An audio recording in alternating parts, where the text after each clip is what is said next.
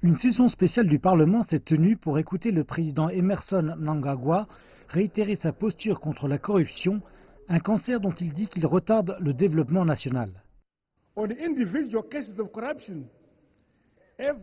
Pour ce qui est des affaires individuelles de corruption, chaque affaire individuelle de corruption doit faire l'objet d'une enquête et être punie conformément à ce que dictent nos lois.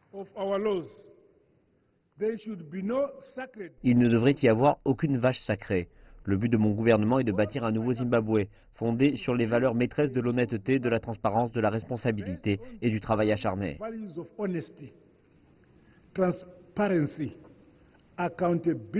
Il a fixé des objectifs de performance pour les ministres du gouvernement pour leurs 100 premiers jours en fonction, dans le cadre d'une nouvelle impulsion pour améliorer la livraison de services. La chose qui est rapidement devenue la marque de fabrique du président Emmerson Mnangagwa et de son administration est la cohérence. Un message cohérent pour s'attaquer au déclin économique et améliorer les vies des Zimbabwéens ordinaires, pour combattre la corruption et apporter la cohésion sociale et l'inclusivité. Cependant, comme de nombreux observateurs l'ont pointé, les intentions paraissent nobles sur le papier, mais il reste à voir ce qu'il en sera de leur mise en œuvre. Vous savez, nous avons de nombreux gros bonnets qui sont au gouvernement. On doit s'occuper d'eux.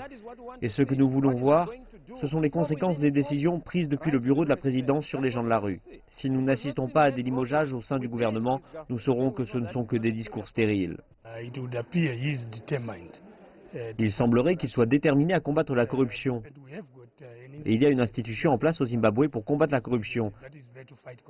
La commission anticorruption. Ce qui est indispensable, c'est de dévouer les ressources adéquates pour cette institution et de lui donner l'espace nécessaire pour fonctionner indépendamment et pour lutter contre la corruption. On s'attend à ce que Mnangagwa nomme ses 2 vice-présidents pendant son discours.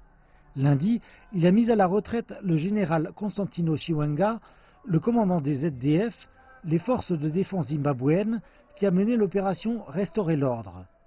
Ceci nourrit des spéculations selon lesquelles Chiwenga pourrait devenir l'un des futurs vice-présidents.